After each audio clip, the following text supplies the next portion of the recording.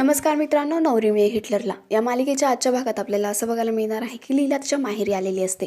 बाबा खूप खुश झालेले असतात. तेवढ्यात कालिंदी येते आणि ती म्हणते, बरं झालं ग लीला आलीस तू. तू खूप मोठं काम केलेस. श्वेता आणि यशांचा साखरपुडा मोडला. मला तर खरंच खूप आनंद झाला. पण काय गं, त्याच्यामुळे ते जहागीरदार तुझ्यावर रागवले नाहीत ना आणि म्हणून तुला माहेरी पाठवलं आहे का?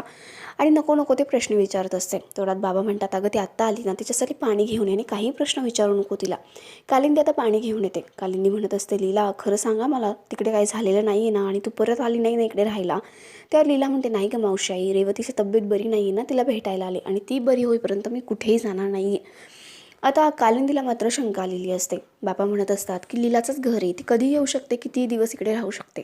कालिंदी म्हणते, बरोबर आहे तुमचं, पण तिचं लग्न झालं आहे ना आता, तिचं खरं घर तिचं सासरच आहे. इकडे ती येऊ शकते, पण पाहुणचार घेऊन लगेच जायचं असतं मुलीने, पाहुण्यासारखं यायचं असतं लग्न झाल्यानंतर, असं ती बोलत असते आणि निघून जाते. तेवढ्यात लीलाला आता एजंटचा फोन येतो आणि एजंटचा फोन बघून ती बाहेर येते फोन घेऊन. आणि फोन उचलल्यानंतर तिकडून आजी बोलत असतात. आजी म्हणत असतात, लीला काय गं, पोहोचलीस ना व्यवस्थित? त्यावर आता लीला म्हणते, हो आजी. आजी म्हणतात, लीला आम्हाला खरंच खूप वाईट वाटते, तुझी काहीही चूक नसताना तुला इथून जावं लागलं. लीला म्हणते, आजी तुम्ही कशाला एवढा विचार करताय, तुम्ही नका काळजी करू. आजी म्हणतात की दुर्गाचा राग शांत झाला ना, तिच्याबरोबर बोलणारच आहे मी, पण तू तोपर्यंत स्वतःची काळजी घे आणि सांभाळून राहा. थांब, अभिरामशी बोलायचं आहे का तुला? देते मी त्याच्याकडे फोन. आणि आजी आता एजंटकडे फोन देतात. एजंटसुद्धा फोन घेतो आणि म्हणतो, पोहोचलीस का लीला? लीला म्हणते, हो पोहोचले मी. आता अभिरामला काय बोलावं हे कळतच नसतं. तो मनातल्या मनात म्हणत असतो की नेहमी लीलाच बडबड करत असते, काय बोलावं ना मला कधी विचारच करावा लागत नाही, पण आत्ता ती अशी का वागते, एवढी शांत का आहे? आणि तो सुद्धा शांत असतो, लीला पण शांत असते. लीलासुद्धा इकडे मनातल्या मनात विचार करत असते आणि म्हणत असते की नेहमी मीच बोलते, एजंटचं काम सोपं होतं, आता त्यांनाही थोडी मेहनत घेऊ दे आणि माझ्याशी बोलू दे. एजे म्हणत असतो, जेवलीस का लीला? लीला म्हणते, हो जेवले ना मी, म्हणजे आता करेनच जेवण. एजे म्हणतो, रेवतीची तब्येत कशी आहे? लीला म्हणते, बरी आहे. आता दोघांनाही कळत नसतं काय बोलावं ते. एजे म्हणतो, ठीक आहे मग ठेवतो मी फोन, गुड नाईट. लीलासुद्धा फोन कट करते आणि मोठ्याने हसायला लागते, कारण तिला माहिती आहे एजेंना प्रश्न पडला असेल की काय बोलावं ते, कारण यावेळेला ती काही बोलतच नव्हती. पण लीलाला असं कळतं की तिने या सगळ्यांमध्ये फोन कट केला आणि तिला एजंटबरोबर खूप गप्पा मारायच्या होत्या. इकडे दुर्गाच्या रूममध्ये लक्ष्मी सरस्वती आलेल्या असतात. सरस्वती तर चक्क दुर्गाची दृष्टच काढत असते मीठ मोहरीने आणि म्हणत असते की सगळ्यांची आला गेल्यांची तुम्हाला जी दृष्ट लागली असेल ना ती उतरून जाऊ दे. म्हणजे आला गेल्यांची नाही, जे गेले घर सोडून त्यांची, त्या लीलाची तुम्हाला दृष्ट लागली असेल ना वहिनी, म्हणून तुमची दृष्ट काढते. आणि तव्यावरती मीठ मोहरी वगैरे टाकून देते. खूप मोठा धूर होतो. लक्ष्मी म्हणते, बघा वहिनी, तिची किती नजर झाली होती तुम्हाला. आता दुर्गा हसत असते आणि म्हणत असते, काय गं तुम्ही काय करता हे सगळं?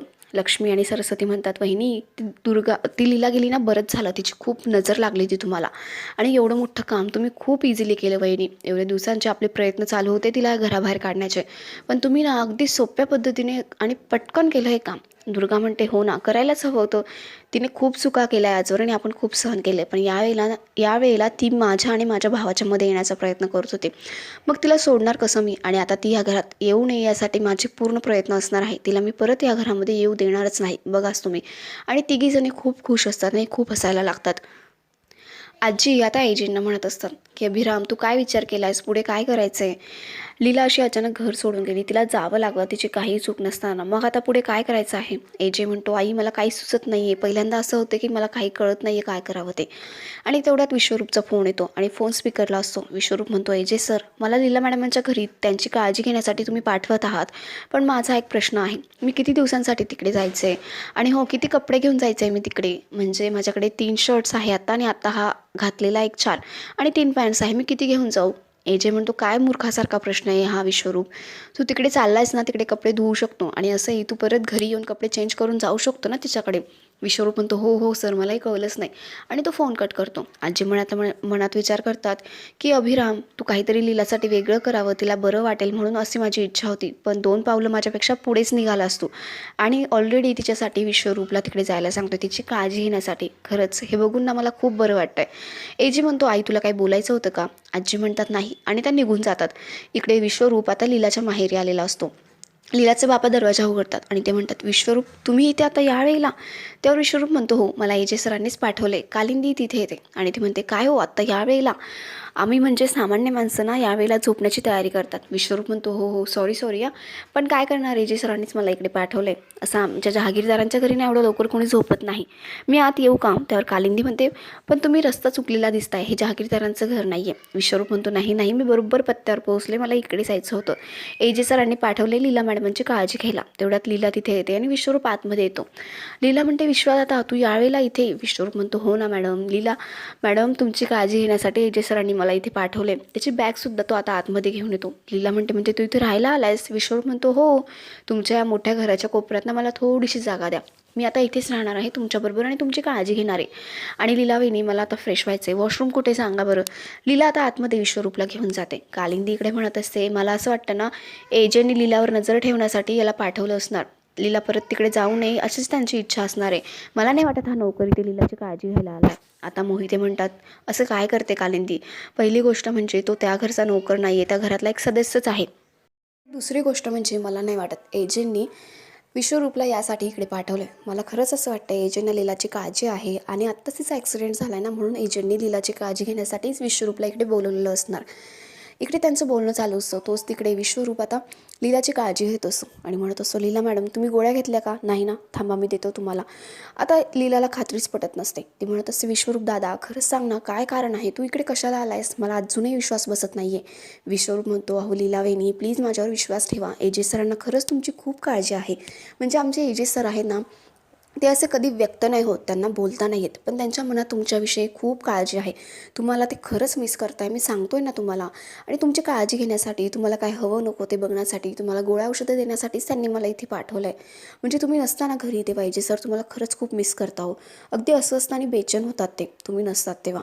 आता हे सगळं ऐकून ना लीलाला खूप भारी वाटत असतं. एजेंना खरंच आपली काळजी आहे याची खात्री पटलेली असते, कारण विश्वरूपने ते पटवून दिलेलं असतं. आता विश्वरूप लीलाला गोळ्या औषधं वगैरे देत असतो. तेवढ्यात तिथे रेवती येते. विश्वरूप म्हणतो तुम्हाला पण देऊ का औषधं? रेवती म्हणते नको नको. आता विश्वरूप दोघींचं मनोरंजनसुद्धा करत असतो.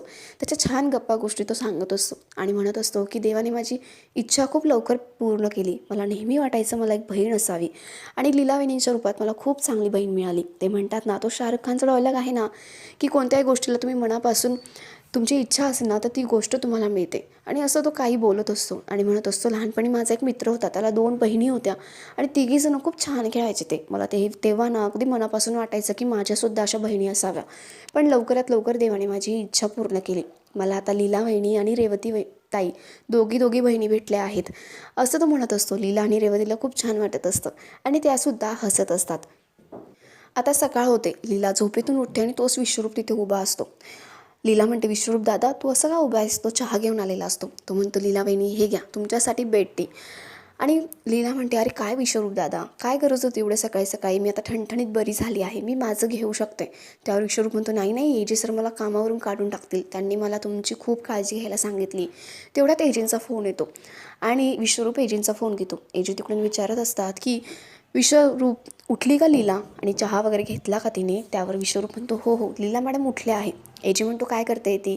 विश्वरूप म्हणतो माझ्या चेहऱ्याकडे बघते. त्यावर एजे म्हणतो काय? विश्वरूप म्हणतो हो, कारण मी तुमच्यासोबत बोलतोय ना, म्हणून लीलावहिनी माझ्याकडे बघतायत.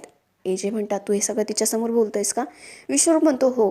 एजे म्हणतो काय तू मूर्ख आहेस का? आणि तू फोन कट करतो. लीलाला इकडे आता खूप हसू येत असतं. आता विश्वरूप म्हणतो बघा लीलावहिनी किती काळजी, मी तुम्हाला म्हटलं होतं ना एजे सरांचा सकाळपासून 4था फोन आहे हा. लीला म्हणते 4था? विश्वरूप म्हणतो हो, सकाळपासून विचारताय ते मला उठली का लीला, तिने चहा घेतला का, औषधं घेतली का, त्यांना खूप काळजी तुमची, मी सांगतोय ना तुम्हाला. आता लीला मनातल्या मनात विचार करते एजे म्हणजे खरंच मी मला मिस करताय आणि तिला खरंच खूप छान वाटत असतं.